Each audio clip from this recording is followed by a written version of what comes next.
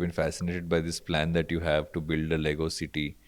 I need to understand where this started. How is this happening? What is the plan? So so I've been very fascinated with small miniature cities as a kid. I used to go to those aquariums and exhibitions and those child places जहाँ पे people used to create those cities जहाँ पे the trains used to move Hmm. and all those things. And as a kid, my favorite game on computer was SimCity. So I used to make a city, and the fact that I wanted to run a city, the other favorite game used to be Roller Coaster Tycoon. I used to create my amusement parks.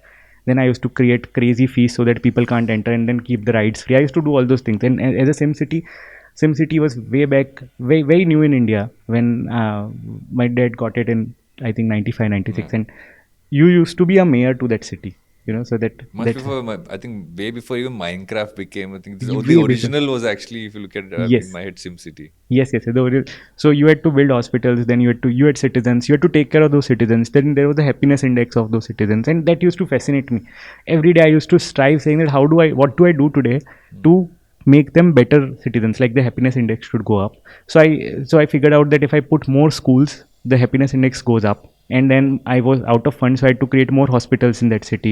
Then people were like, "Why hospital? There's no fire brigade." Then I had to create a fire brigade. So this entire thought used to fascinate me. So when I was stumbling upon, like with my newfound love at the age of 30 about Lego, I said, what do I make? There needs to be a goal to it. I can't just go every day home and say today I'll create something, because I'll get bored out of things. So how do I set a goal to it? So I started researching what people are creating, and then came across a channel by this guy called Alex Noons, who's a chartered accountant. He's converted his entire basement into a Lego city, and then I found out there are many more people, but his city was the most fascinating one, like very detailed, planned. There's a 20-minute video with some 35 lakh views where he talks about why did he put a particular thing there, why is there a metro which is passing through a flyover, why has he put a separate residential zone, a separate downtown, why is there a space research center. And he told about his fascination to make sure that there was a rocket launching facility inside that city, because as a kid he was fascinated by that thought that why a rocket launch is happening at some other part of the world that you watch on TV, why it's not happening in a city. So I said this is something that I need to build, because this is one, it's a goal which is 10-year long, so it will keep me busy for 10 years.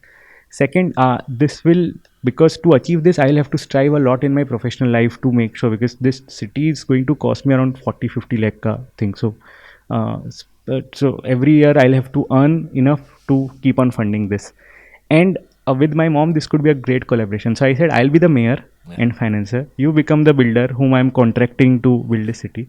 So I then the problem was, how do I build, because I have enough pieces to build it but I don't have space. So we live in an apartment now. So I said no, abhi to I need a huge room for this, because it has to be a pillarless room, at least 600-700 square feet ka room for this city build. So we bought a house for this.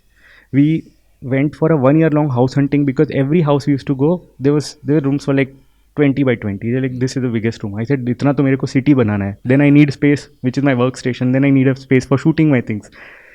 So then finally we found a house which had like huge room on the terrace, like it's a good space for me to put a city. So basis that decision, we bought a property, which is now in hindsight it looks very funny, but I was so serious. I said I want this property. I'll fight, even though it's far away from and going to probably add a lot of commute, and we'll have to take a bigger loan. But I want this property because this is where I envision my city coming to be. And every year I've decided to develop 50-50 square feet. So typically if I have to do 400-500 square feet, that will take good 10 years.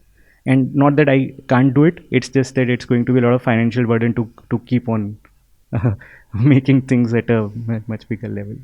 I think also the thing to learn from that is also just the fact that you're doing this over a 10-year period. It's not something, it's not instant gratification. It is, sustained progress and sustained work towards that. And I think there's so much to learn from that for someone to kind of channel, saying that whatever you're trying to build, whatever you're trying to do, you're not doing it, okay, I'm just going to get that rush right now and move on to the next thing. You're saying, I'll giving myself a 10-year period to slowly build on something, and you're doing it just for personal satisfaction. I think Yes. every step of the way is going to be satisfying. You're not Yes. saying, it's not about the end result, it's about what you're doing along the steps. I think there's no end to that. But for example, first thing that I was chatting to a person, he said, If you're building a city, great, you know what size tables you're going to get. Have you done city planning? Or have you spoken to a town planner? I said, I never thought of it. He said, go, I'll connect you to a friend of mine. He's a town planner. He works with some Bangalore based agency. Speak to him. Ask him, how would you make a perfect city so that if everything is logically put there, like as if it was a real town. I said, nice. I've aligned a Zoom call with him next Sunday.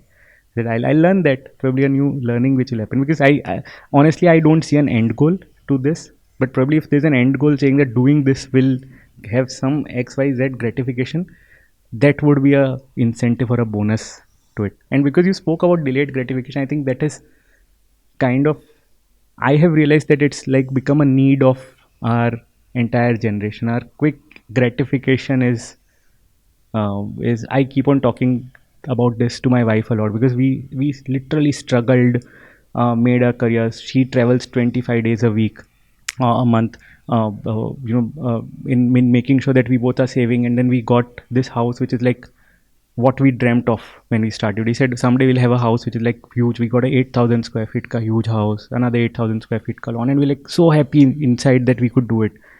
And I said, if we had thought of it on the first year of our marriage, we would have never been able to do it, because we would have thought of instant gratification. Let's get a home.